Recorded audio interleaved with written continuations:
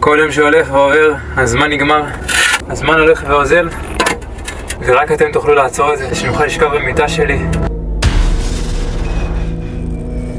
ফিলিস্তিনের গাজায় বন্দি এক ইসরায়েলির ভিডিও প্রকাশ করেছে হামাসের সশস্ত্র শাখা আল কাসাম ব্রিগেড। ভিডিওটি প্রকাশের পর থেকেই সামাজিক যোগাযোগ মাধ্যমে ব্যাপক চাঞ্চল্যের সৃষ্টি হয়েছে। ইসরায়েলিদের পাশাপাশি ইউরোপীয় নেতারাও এই ভিডিও নিয়ে তীব্র প্রতিক্রিয়া জানিয়েছেন। শনিবার প্রকাশিত প্রায় 4.5 মিনিটের ওই ভিডিওতে দেখা যায় একটি সরু কংক্রিটের সুড়ঙ্গের মধ্যে এক যুবক, যার গায়ে কোনো জামা নেই, শুধু প্যান্ট, শরীর হাড্ডির সার। বোঝাই যাচ্ছে বহুদিন ঠিক মতো খেতে পাননি তিনি।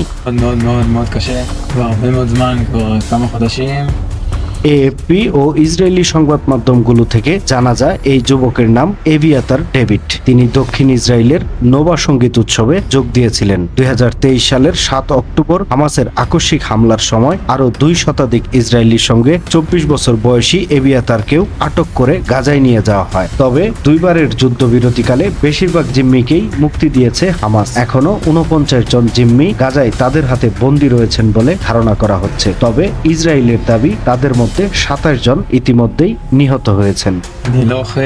ভিডিওতে আরো দেখা যায় সুড়ঙ্গের দেয়ালে দুটি সাদা কাগজে কিছু একটা লেখা। গাজায় যে তীব্র খাদ্য সংকট এবং তিনিও যে ঠিক মতো খেতে পাচ্ছেন না, ভিডিওতে সেসব কথাই বলেছেন ওই যুবক। כל יום שהולך ועובר, הזמן נגמר, הזמן הולך ואוזל, ורק אתם תוכלו לעצור את זה, שנוכל לשכב במיטה שלי. গাজায় দুর্ভিক্ষ পরিস্থিতির বর্ণনা দিয়ে তিনি জানান, আমার সদস্যরা তাকে সামর্থ্য অনুযায়ী যতটুকু পারছে খেতে দিচ্ছে। এখানে যথেষ্ট খাবার নেই, এটা কাল্পনিক নয়, এটা বাস্তব।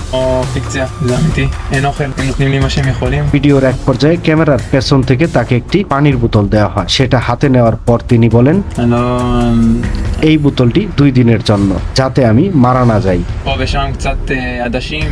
এ সময় ইসরায়েলি প্রধানমন্ত্রী বেনিয়ামিন নেতানিয়াহুকে উদ্দেশ্য করে যুবক বলেন, আপনি আমাকে সম্পূর্ণরূপে পরিত্যাগ করেছেন। আপনি আমাদের প্রধানমন্ত্রী, যার আমার এবং শত্রুদের হাতে জিম্মি সমস্ত বন্দীদের জন্য ভাবার কথা ছিল।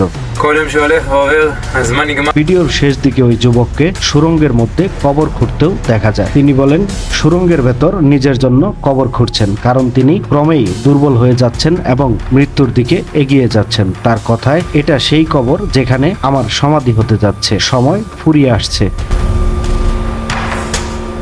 সময়ের কলম, নিউজ ডেস্ক।